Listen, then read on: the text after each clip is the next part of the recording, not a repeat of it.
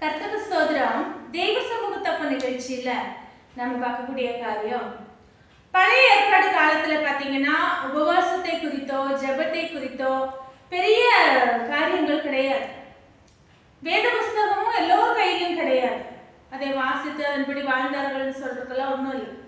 ஆனாலும் எஸ்தர் ராஜாத்தி பாத்தீங்கன்னா 3 நாட்கள் தன்னுடைய தாதிமார்களோட கூட சேர்ந்து உபவாசிக்கிறாங்க. எதுக்காகன்னு பாத்தீங்கன்னா, தானும் தன்னை சுற்றி இருப்பவர்களும் யூத ஜனங்களும் விடுவிக்கப்படணும், ஆசீர்வதிக்கப்படணும், அவங்களுக்கு மரணம் சம்பவிக்க கூடாது, அழிவுகள் உண்டாக கூடாதுங்கிற ஒரு நல்ல எண்ணத்தினாலே 3 நாட்கள் அவங்க உபவாசிக்கிறாங்க.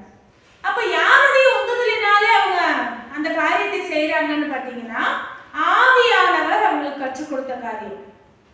அப்ப இன்றைக்கு இருக்கிற நமக்கு ஆவியானவருடைய துணை இருக்குதா இல்லையா? ஆவியானவர் நம்மளோட பேசுகிறாரா இல்லையா? வேதம் நம்ம கையில தான் இருக்கு. உபவாசத்தினால எத்தனை நன்மைகள் என்னெல்லாம் நடக்கும்ன்றது அத்தனை தெளிவும் நம்ம கருத்துல இருக்கு. ஆனாலும் நம்ம என்ன செய்கிறோம்? அந்த உபவாச காரியங்களை அலட்சியப்படுத்துகிறோம். புசிப்பதும் குடிப்பதும் பரலோக ராஜ்யத்துக்குரியது அல்ல. எவ்வளவுக்கு எவ்வளவு ஜனங்களுக்காக, மற்றவர்களுக்காக, சரி மற்றவங்க மேலதான் நமக்கு அன்பு இல்லை, பரவாயில்ல, நம்ம குடும்பத்துக்காக, நமக்காக நம்ம உபவாசிக்க வேண்டியது அவசியமா இருக்கு.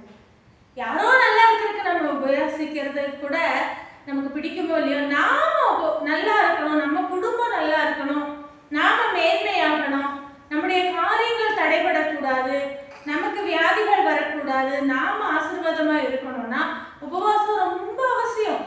நம்ம மாம்சக்கிரியைகள் அழிய உபவாசம் அவசியம். அப்ப பரிசுத்த ஆவியானவரும் நம்ம கூட பேசுகிறார். அதே போல வேதமும் நம்ம கருத்துல இருக்கு. அநேக சாட்சிகளால் நம்ம வாழ்க்கை நிறைஞ்சிருக்கு. ஆனாலும் நாம என்ன பண்ணுகிறோங்க? உபவாசிக்க ரொம்ப தயங்குகிறோம். அந்த காரியத்திலிருந்து விடுபடுவோம், நம்ம ஜெயம் எடுப்பவர்களாய் மாறுவோம், உபவாசிப்போம். கர்த்தர் உங்களை ஆசீர்வதிப்பார்.